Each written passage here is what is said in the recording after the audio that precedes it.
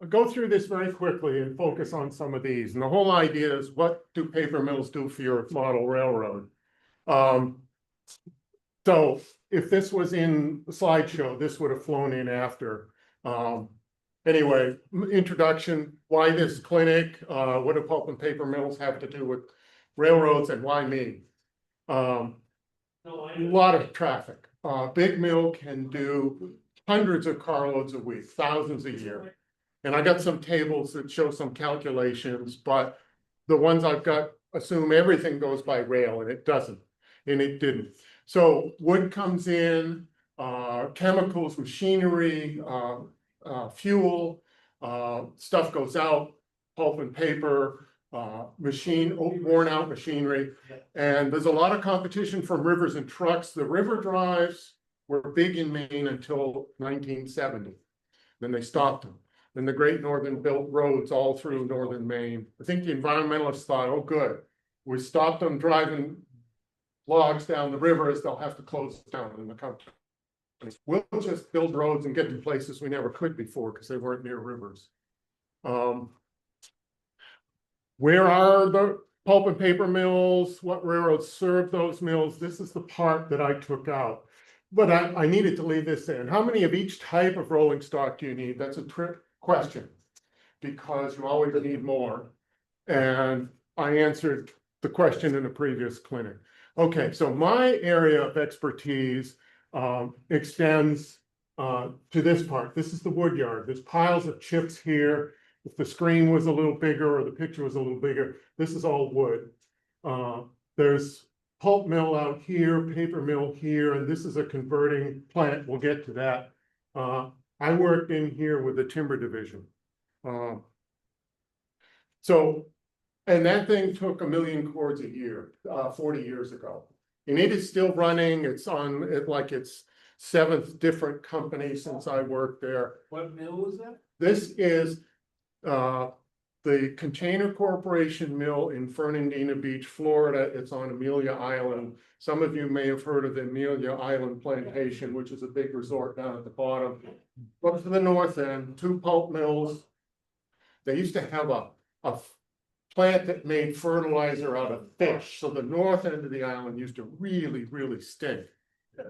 This is the remains of the Great Northern Mill in Millinocket. Anyway, going to look at different types of facilities, types of pulp, types of paper. Why does any of that matter? Because what's going on inside the mill determines what kind of cars show up at your mill. This car would not show up at Madison or Woodland because they made groundwood paper, but it would have appeared in Bucksport. It doesn't appear in Bucksport anymore because there's nothing there to go to. Okay, so you got 3 major pieces. You got a pulp mill that takes something and turns it into pulp. Then you got a paper mill that takes that pulp, makes paper, makes big rolls. And then you've got a converting facility that takes the big rolls and makes toilet paper or toilet paper tubes. So the pulp mills take cellulose, it's usually wood, but it can be any kind of material. Cotton and wood are, you break them down, they're cellulose. The wood is ground up or cooked, and they can be standalone. Until recently, the Woodland mill in Woodland, Maine was a standalone pulp mill, but now they built a tissue paper mill right next to it. Sometimes the mill in Berlin, New Hampshire was just doing market pulp. Sometimes it was making paper. Paper mills take these big rolls and turn them into something. I'm sorry, I got ahead of myself. Takes the pulp and turns them into big rolls. And sometimes they make other things. There was a fiberboard / masonite plant in Maine. It's gone. There used to be some in New Jersey. They seem to be gone. And a lot of other things get made out of pulp that don't look like paper at all. Cigarette butts, the acetone or whatever it is in them is wood pulp. There's a standalone paper mill in Jaffrey, New Hampshire, and the mill in Westbrook. Most of you, when you go to the winter meeting in Westbrook, probably go past that mill. Used to make pulp. They shut down the pulp mill in the 80s.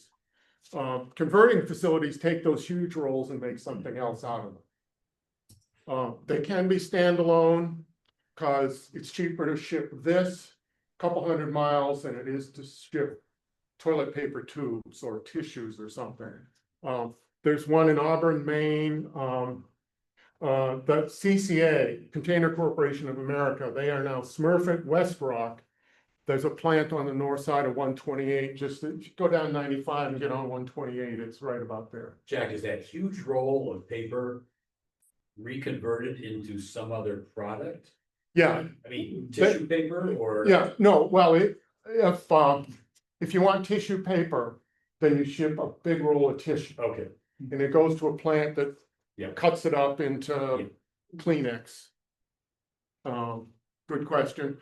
Okay, two main ingredients, the cellulose and lignin. Think of fiberglass. The cellulose is the fiber, the lignin is the glue. If you leave your newspaper out in the sunlight, it will turn yellow. That's because they don't take the lignin out. They just grind the wood up, and it's the lignin that's turning yellow. Okay, so there's two big branches of pulp production. You've got groundwood and you've got chemical. Groundwood doesn't smell. All you need is water and something to grind. Doesn't remove any lignin. Takes 2 tons of wood to make a ton of pulp. I'll show you tables later. Each mill, how many tons of pulp it produced in 24 hours. Double that, that's how much wood it would take in. And you can figure out if I'm bringing in 1,000 cords a day, how many pulpwood cars do I need? If it's chemical mills cook the stuff in giant pressure cookers, and you get the sulfur smell from it. There's several processes, but they all smell like sulfur. If you come up to Portland on the turnpike up until 1980, you know, you're getting into Maine, wonderful woods and clean air and spruce and fir and sulfur in there. If you drive down to Florida, I-95, you'll go past a few mills. Although they are closing down fast down there, they're going to be catching up with us soon. So this removes most of the lignin, and some processes take out a whole lot of lignin. The cigarette filter stuff they take out is like 90% pure cellulose. Anyway, that can take 4 tons of wood to make a ton of pulp. And no two mills are exactly the same.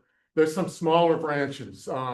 It's basically groundwood with a little bit of something. And back in the 1950s, I learned this doing some research for Peter. East Millinocket was putting in one of these. And Peter's modeling Millinocket, but in order to get to East Millinocket, you have to go past Millinocket.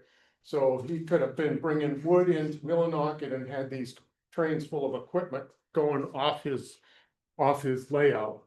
Then the semi-chemical pulp. There were only 2 mills in New Hampshire, none in Maine, that made this stuff. And some mills produce a combination. Millinocket for a while was mostly groundwood, but they made the paper to wrap around their big newsprint rolls, and that stuff was a chemical pulp. Okay. And this is where I had a bunch of stuff about making paper, and that, I'll show you where to get that in a minute. But this is US paper and paperboard construction up until 2017. And this line has kind of been going down a little bit. This is the bottom two. That's the next slide will be that blue and that red. Okay. This is US newsprint and printing and writing paper production. And as you can see, it peaked back here and it's been collapsing ever since. And can you guess what paper types were made in New Hampshire and Maine? Now, what a bunch of mills have done is they've converted to other things, and that's a big process. The paper machines, they all look alike to me, but a paper guy would know, oh, this is for making liner board and this is for making tissue. You can spend a lot of money and change a container board or a printing and writing plant machine to make tissue. And that's what a lot of people have done. The mill in Rumford has started making some sort of container board. I don't think they're making tissue, but the demand for these these two types of paper has fallen, so everybody's converting, and so they're driving up competition in those types of paper, and it's not helpful. Anyway, so the industry in Maine and New Hampshire. This is similar to the chart you just saw, but this is just the mills in Maine and New Hampshire, not broken out by type. But you can see it peaked in the region in 1983. It's been going down. We were left with 4 big mills. Some of these mills are tiny, and it's because they were built in 1900, 1899, something like that. The Westbrook mill actually started in 1845, I think.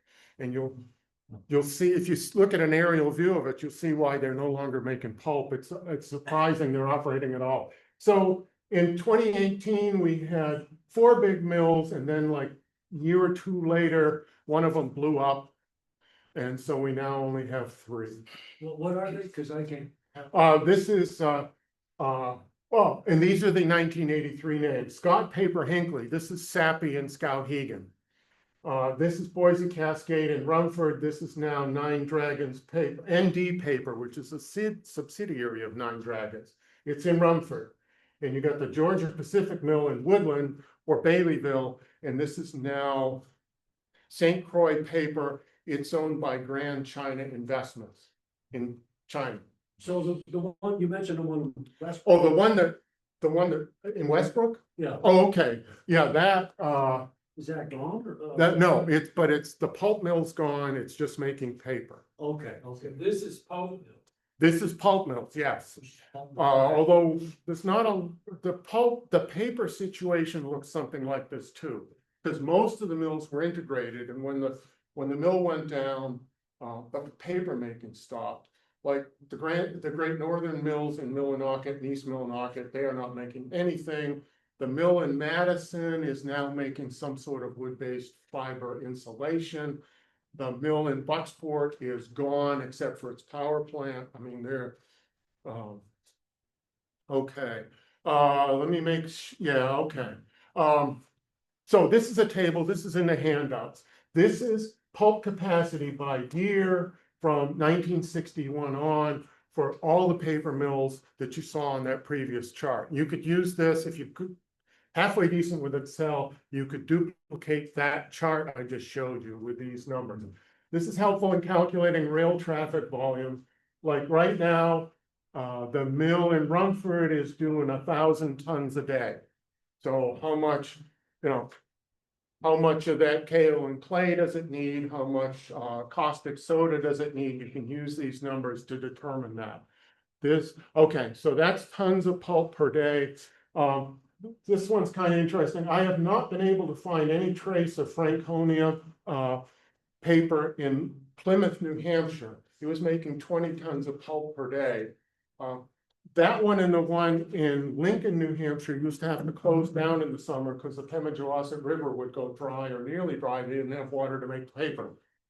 There's remains of the Lincoln mill at the base of Loon Mountain, one of the parts of the shopping area, or it's a base. That was Franconia paper. Is there a mill still going in Bennington, New Hampshire? Yeah, but that not paid. Yeah, but they just make paper, and they've always just made paper. My Boy Scout troop in Hollis, New Hampshire used to do a paper drive every year, and we'd ship it to them. So technically they are making pulp, because a lot of mills do that. I guess this is my forestry bias coming in. They're not using wood, so it's not helpful for me. It's helpful for the town they're in and the 200 jobs they're providing, but not doing anything for me, because we've been cutting these forests for 400 years. There's a lot of junk out there, and pulp mills take a lot of the junk. So it's very helpful if you're a forester. They are now panicking down in the south because they're losing big mills. Okay, this is 1965. And I'm not sure why this ended up there, except this is the Great Northern Mill in East Millinocket, was only doing groundwood. So this might have been the chemical groundwood, or some of this was that I mentioned a little earlier. Problem I have with this one, and I don't think this was on the regional presentation, soda pulp. I don't know what that is. It's some kind of sulfite, sulfur-based something that, it's just another way of cooking it. But you'll see in the 1983 or 1985 chart that's coming next, soda wasn't listed on that one. So, sulfite and sulfate, these use chemicals. Groundwood doesn't use chemicals unless they're a groundwood mill. They use a little bit, but they don't heat it up. And then there's semi-chemical, which was another, there was a mention of that. The mill in Groveton made some of that. So now, the previous slide was how many tons a day is this mill producing, so you can figure out how many of each type of car you need. This will tell you, do you need chemicals coming in, or is it just wood and water? And I went the wrong way. There we go. This is 1983. You see, there's no mention of soda, and the groundwood's been split into two pieces, which really wouldn't matter for you and your railroad. Stone is stone is where they took pulpwood logs and ground them up. Refiner is where they take chips and grind them up. It doesn't make a whole lot of difference. The refiners are small enough, you can ship them in a box car, so, you know, you don't need to model that specially. And so I know some people model the 1950s. So you might be able to get away with using the 1963, 1961 data. Some people model later. This could give you the pulp capacity. If you're doing the 1970s, I'd pick something in between.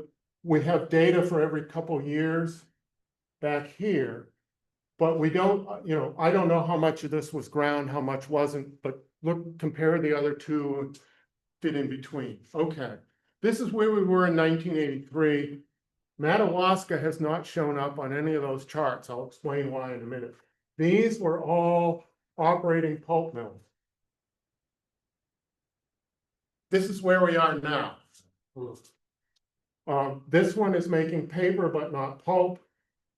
This one's idle. It's been shut down solid for about 2 years now. They're both owned by ND Paper. This one's owned by a Chinese company. These two are owned by a South African company. This one is an American-owned company, but they are not making pulp there because they make the pulp across the river. This is about a half mile. And I didn't get around to checking it. I believe that these people, they're making pulp here, they're shipping it across the border, and it may be subject to tariffs because we put a 25% tariff on pulp coming into the country. And just a couple of years ago, this tiny line here you see, this is the pipeline taking pulp from this mill down to the paper mill. This was the old border crossing, and you would get pulp trucks going north. This is the new border crossing, so that's lengthened this distance to about 3/4 of a mile, but it's still coming in by pipe. Okay. You've seen some of this already. There's a confusion of names and places, and names change over time. Like you'll see this mill in a minute. It was Thompson Paper, Bowden Paper, it's Pejepscott, it's Hearst. That was the Hearst newspaper people. People talk about the mill in Hinckley or Skowhegan or Somerset, depending on your reference, and it's either the Scott Mill or the Sappy Mill.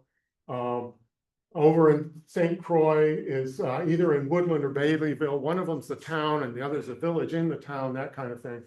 And over time, they change from one type of paper to another. They don't do it frequently, and it costs a lot of money.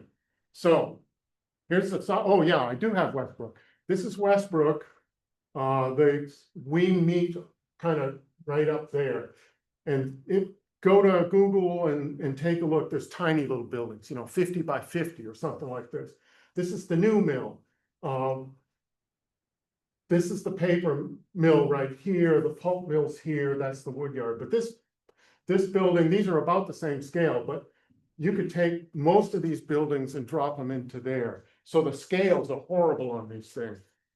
This is right on the river. In fact, the river runs right through it. This one is off the river, and a lot of modern mills they'll be near rivers, but they take their water out of the ground in big wells. Okay, so here's This is in the handout. This is when they started up, and it's some late 1800s, early 1900s, and again, that leads to problems. The newest one was, I can't even read it up here. I think the newest one was started up 1975, was the Scott Paper Mill in Hinckley. 1965 was the second newest mill. The digester exploded there.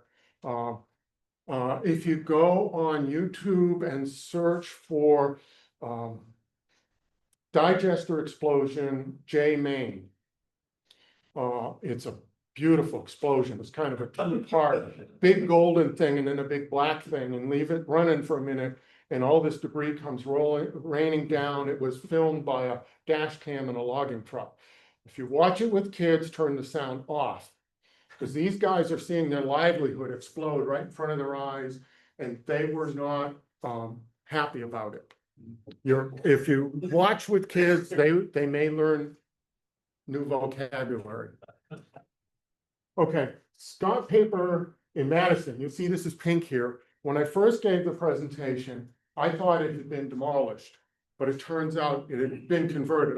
You'll see pictures in a minute. Oh, and I forgot, these are the railroads that served. This will tell you what paper type they made, what capacity they were when they were big and when they shut down. Usually they get big right before they shut down. Most of them don't get real big and then slough off and then die. And big isn't all that big. I mean, 20 tons a day, 50 tons a day, not big. Most of them were the biggest in the world at the time they were built. And somebody else makes it bigger. Okay, so two kind of things going on. Cars coming in every day to keep the mill running, and then there's big capital projects. And you're fighting rivers and trucks. These are on our website, on the resources page. This will be car fleets, and Chuck Hastings did one a little before that, sort of a broader overview of pulp and paper. So those will be helpful. So I'm not going into that. But one of the interesting pieces of equipment, I couldn't find one of these on a rail car. These are drum debarkers. They sit out in the wood yard and they rotate, and you throw the pulpwood in and it tumbles them. And when it comes out the other end, the bark's all gone from them. They are loud. You don't want to live near one of these things because they run 24 hours. You could ship that in on your trains. Coal and oil came in. 150 tons of coal per year at Millinocket in the early 50s, and 13 million gallons of oil at East Millinocket and Madison. You can find out a lot of this stuff if you look up old company annual reports. You do a lot of searching online. So everything I've got in the calculations that I show you in the handout assume 365 days a year, and that everything moves by rail. While they don't operate 365, it's probably up to 30 days off from major maintenance. They'll shut down for 2 weeks in the summer to fix things. They do run 24/7 when they're running, because once you get one of these things started, you don't turn them on and off. And trucks have always delivered a lot of volume. So modeling the prototype, I have no idea how I'm doing on time. I think they're doing all right. Okay, 15 minutes. okay, I think I can do this. There's a lot of things you can model. I tend to I'm gonna build a complex, but I think there's gonna be sort of a flat of the paper mill. I might not even model the pulp mill, but I'm gonna have a big wood yard. So I can have box cars of paper coming out of the paper mill, and some chemicals and things, and a lot of wood being delivered to the wood yard and the storage tanks, but the pulp mill is not necessary. There's a lot of stuff you can, anyway, a lot of places to go. Company websites, Google Maps, Google Earth, the flyer maps, the topographic maps, they probably have a more accurate. Was there a log length required? The pulp? For most of the well, for up until say 1980, it was 4 feet, because that's what a guy could cut and throw onto a pile on the side of the river so they could push it in the spring. Is it all softwood? No, But the hardwoods didn't float well in the rivers, so that's a good thing, yeah. Most of the stuff, especially the early mills in Maine and New Hampshire, it was softwood. It was spruce and fir because that's what they made newsprint out of. And later on, well, not so much for the rivers, but on land, they went to they call it tree length, especially in the south. They cut down a tree, they strip the branches off, they put it on the back of a truck. These things stick 20 feet off the back of trucks. They're not fun to be riding behind. But yeah, and the transition from driving big pine logs to pulpwood was awkward for the lumberjacks because a big pine log will hold the lumberjack up and they can dance on it. You step onto a 4-foot bolt of pulpwood and you're going in the water. So they were not happy with that. Okay, so you can do, and this is sort of what I'm looking at, modeling just the railroad parts. And so here's some examples of what things look like. This is the mill in Lincoln, Maine, not Lincoln, New Hampshire. It closed a few years when part of this thing blew up. This is a recovery boiler. They would cook, you cook the wood in a batch, you drain the chemicals off, and you can do things to regain much of the chemicals back. And they burn off the excess, it generates electricity. This is where they would have been cooking the pulp there. There are sandboard maps of that. Sandboard maps before like 1930 something are in the public domain. So you can, I got a 1906 sandboard map of this mill. There seemed to be a narrow gauge logging road coming into there. This is the mill in Groveton, New Hampshire. This is early 1990s. This is today. What's missing, because this isn't a slideshow, is this would slide in, but all of this is gone. That's what this is. And you can see the problems with these old mills. This is the river, and this is the town. And you have, 100 years ago, that was plenty of room to make paper, but now they can't expand these things. This is the Berlin mill. This is the Berlin mill.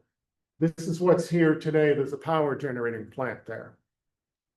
I haven't been there since they did this, but I know Berlin smells a whole lot nicer than it did 50 years ago. I used to work up the Swift River out of Conway. I worked for the National Forest. One day it was so bad, the smell had come up over Pinkham Notch, down into Conway, and turned the corner and went up the Swift River Valley to where my station was at Lower Falls. I could smell the mill up there. That's the worst I'd ever seen. Anyway, this is the Rumford Mill. It's still operating. This is an old picture though, but they got chunks of wood. This is the mill that blew up in Jay, Maine. It was a digester there that blew up. Nobody was killed. It was lunch hour. They were doing maintenance. Somebody screwed up, and it went. Somebody tried making paper there and bringing pulp in for a while, which is better than nothing for the town, but it didn't work. I threw this one in because this is a tiny little paper mill that, as far as I know, is still operating. It's in Lyons Falls, New York. May not even be served by rail. This is Old Town. This is the main line. This track that's closest. This is the main line of Main Central, now CSX. This mill goes up, this rail goes off between the buildings, and this one goes off between the buildings. It was still operating when I took this picture, but not when I took that one. This is East Millinocket, Maine. There's stuff to see there, but they're tearing it down a little bit at a time. This is where they unloaded chemicals. Yeah, this was supposed to come in sections. You can model a paper machine that could be seen through the mill windows. I'm still going to do it, but most mills don't have windows. And as soon as I wrote this, I saw this picture. This is now a Sea Dog brewery restaurant, but this was the original Pejepscot paper mill from a long time ago. And it's actually in Topsom. We are standing in Brunswick, and that says, welcome to Topsom. This is Madison. This is not making paper anymore. This one was built in the 1900s. This is one of Great Northern's first. I think they made their first paper on this one. Not in here, but this would have been the old paper, the newest part of the paper mill. Then I got some like whole places you can model. And this came out of a discussion I had with Will Everett during the reception the first night. He made some comment about, he's an N scaler. In N scale, you can build, the front end of your train isn't in the next town before the tail end of your train is out of the last one. This is 5 miles or something. It's 175 feet in N scale. You could almost like do the whole thing. You could have these 3 mills. These are 3 international paper mills that were fairly small. That after they built this mill, this is the mill that exploded.